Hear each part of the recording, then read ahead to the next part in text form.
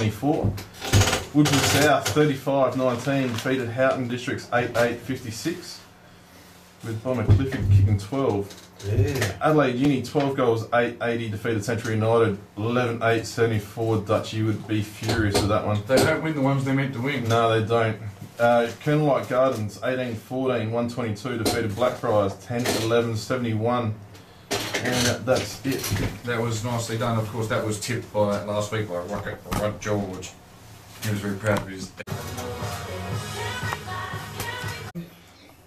Now, Greenie, you seem like you've got just a little bit excited over there. I'm always excited, mate. Okay, and I know why you're excited.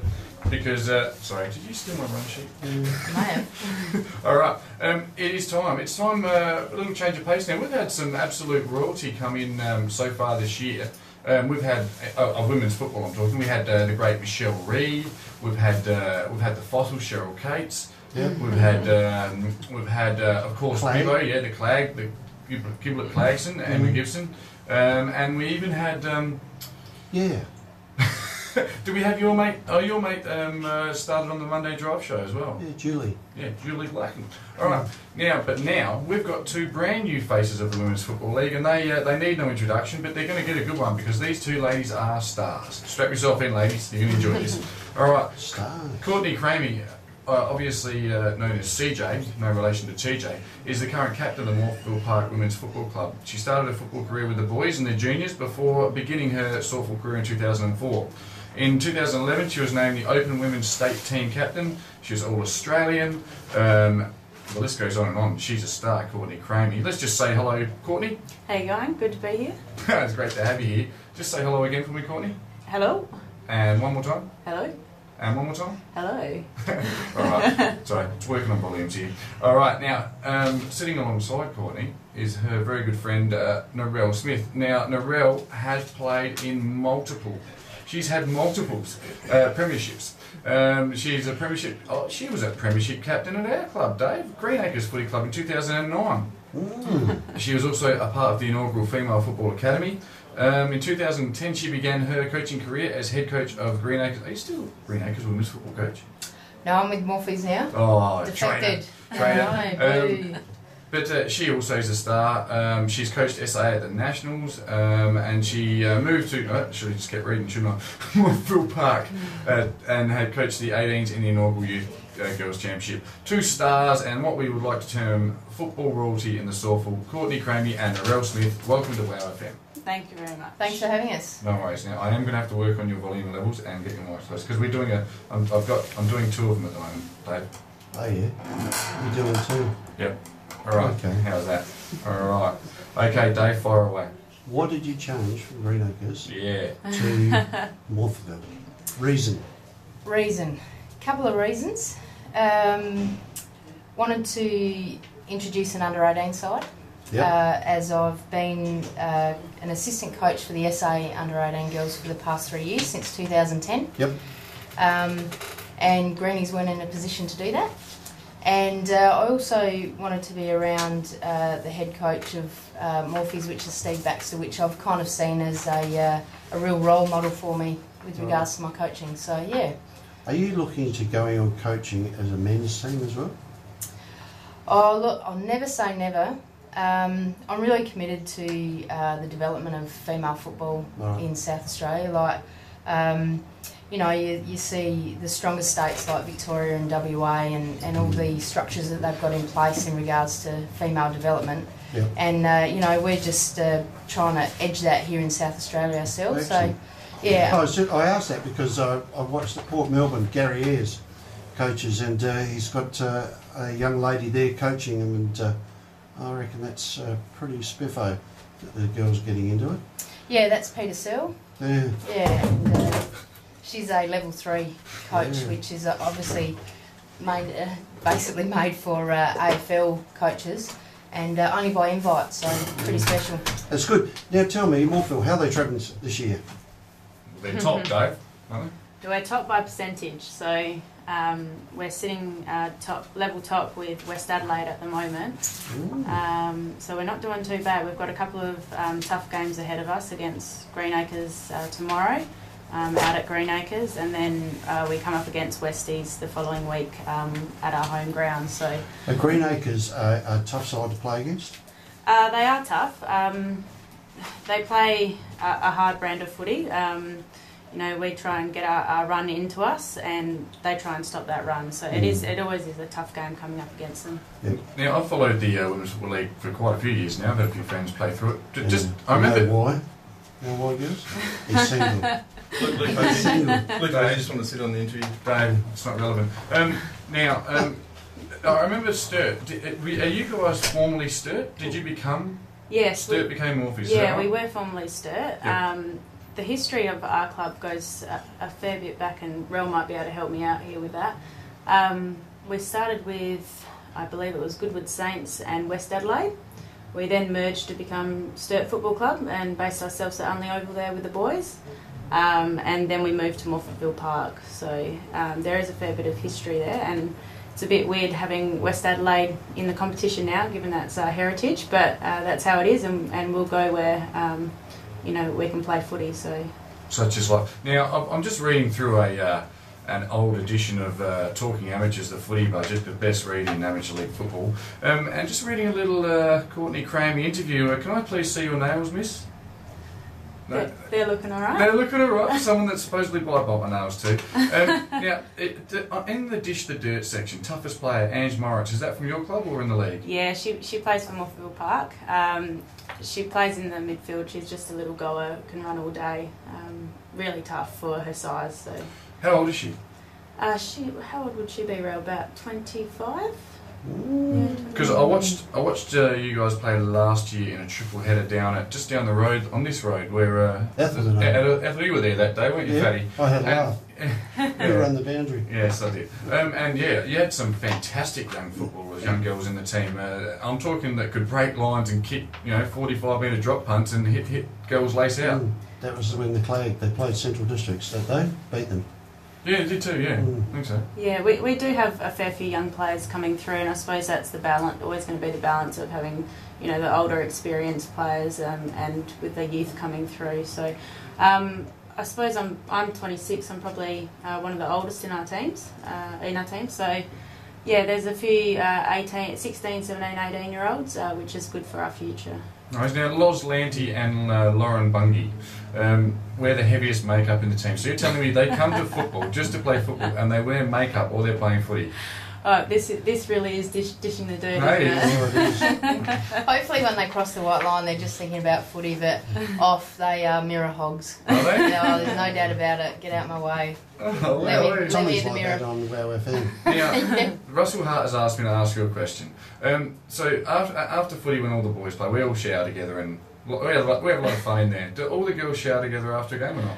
Yeah, there's a few. There's a few that are regulars in the showers, but it's always with a drink in hand. So okay, yeah. Where's Water, that question leading? water hydrating. Rehydrating. Yeah, rehydrating. Yeah. That's right. I just worried where that's leading to, that question. Hey, tell me, in the girls, the rules are just same as normal. There's no modified rules for you girls. No. I wish I had $1 for every time I get asked that, especially with the under 18s, because they say it's a real mindset, especially of parents, that to watch females participate in such a physical activity, like with the full tackles and the hard bumps. And I think once people actually come out and watch, they'll say that the girls are probably a bit more harder than a lot of the blokes out there. So it is full tackle. The whole kit and caboodle, and especially at Morphies, and I know around the SAWFL, like everyone's just trying to implement more structures and more style of play and that kind of stuff, which is really exciting.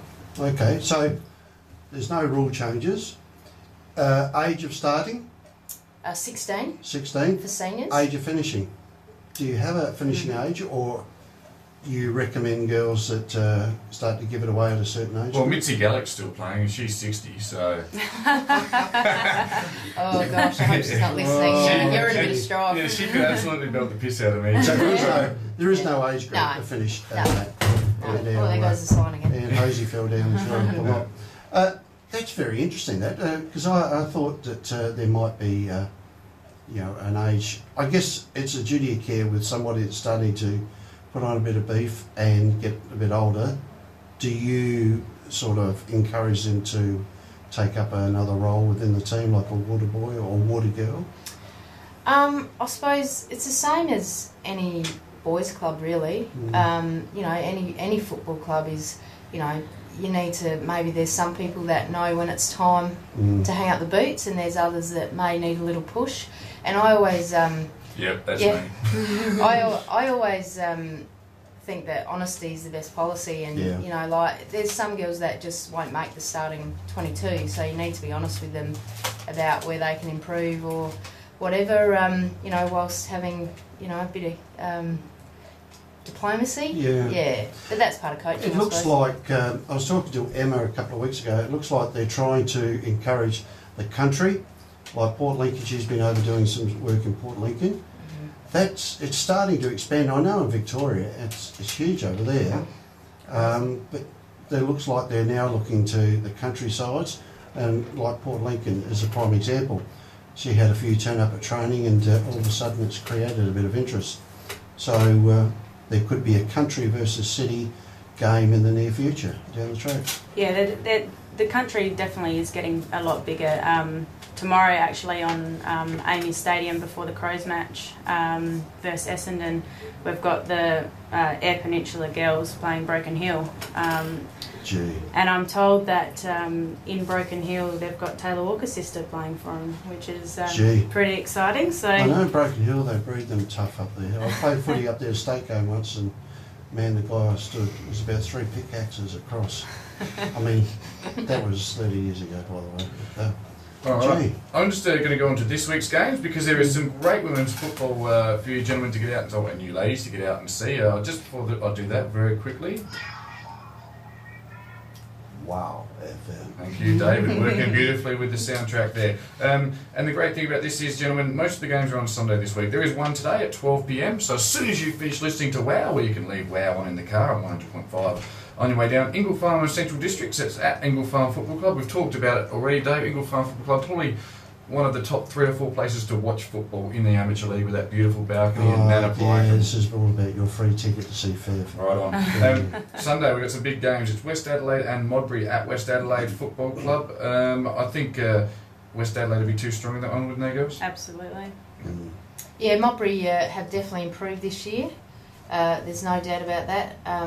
And continue the way they're going, they'll feature in finals probably in the next couple of years, I'd imagine. Yeah, right. With the ongoing improvement of girls like Megan Ewan, Kelly Artis, Nicole Tucker, Sarah Catterwell and Danielle Stewart, that's sure to improve. Next one, we'll leave that one, we'll come back to that one. Next one is Port Adelaide and Paraka at Ethel Oval, which is just down the road from WOW FM. It's on Swan Terrace, isn't it? Yep. 2 p.m. tomorrow. You'd think Port Adelaide probably by about 20 goals. Yeah, you would think so. Yeah. Unfortunately, but as like my breed, Paraka will improve. They'll improve over the next. Are you girls on Facebook at the moment? No, I've got the lovely Sporting Pulse app up, so I can see round to round. You're on the ball. We just didn't want to look silly and go that we didn't know who was playing this week. So. we got all the materials here, and that, clearly the match of the round, possibly a bit of a grudge match. Green Acres and Morphettville Park, a bit of a Narelle Smith derby. It's at Green Acres at 2 p.m. tomorrow. Tell us about it. It's going to be a big match. Coming into the finals will really test us to see where we're both at. It's a grand final rematch, isn't it, from last year? No, Westies, which was formerly the Eagles last year, played off in the grand final against Greenies. Oh, you didn't make it. Sorry. No, we didn't make it. I did, because I was coaching Greenies. Yeah, but it is going to be a tough match. Devastating loss that was. Yes. Your tip? Morphies, of course. You'd have to say Morphies by a couple of goals. Hopefully, just a bit more legs, I'd say. The Dragon girls are listening. Yeah, of course they are. Making sure that that's not going to happen. Yes. Right. Well, it's going to be close. And it'll be a heavy oval too, I would think. It does get a bit top boggy oval out there. does do a bit in those flanks. Question without notice, girls. Obviously, my favourite player in the league is the 2-time Dusky medal winner, Michelle Reid, but she's carrying heavy injuries and ankle problems and other problems at the moment. And who is the best player in the league, in your opinion, at the moment going around? You can have different answers, obviously. Tip for the medal. Yeah, or tip for the medal. Tip for the medal.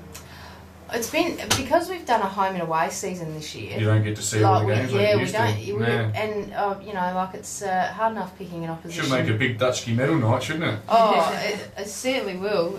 Yes, we'd love an invite. Yeah. Would we? Hopefully Cheryl's listening. Tommy Freebie Javor. Yeah. Actually, the Dutchie's a really good night, so I've seen only Emma. $80 a ticket. Yeah, Emma's posted some photos and we've had a good look at them. All right, ladies. I'm sorry. So who was your tip? Oh, look, I'm just going to have to say the lady sitting beside me is having a sensational season.